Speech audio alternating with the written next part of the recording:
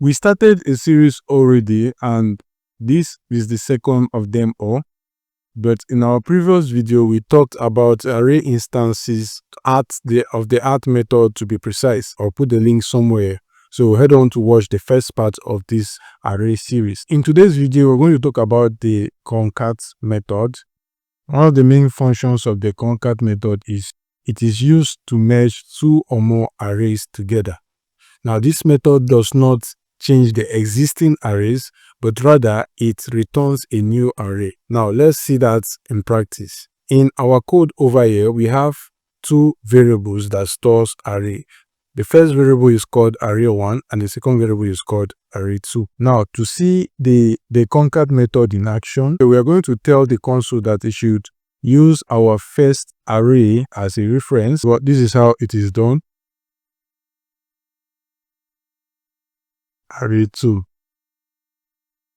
Then if we return this in the console, let me clear this.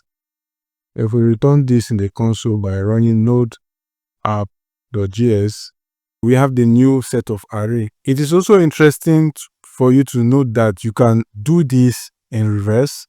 What do I mean by doing this in reverse? You can choose to say, okay, I want the array2 to start first, or we use the array2 as the reference, then you add all of this into the array2 variable.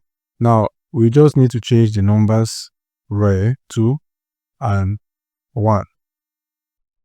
Then if we rerun this in our console, now we have the reverse. So this is all you need to know about concatenation. I hope you learned something from this video. Please do not forget to subscribe, as it will help the channel grow. Thanks for watching. See you in the next episode. Ciao.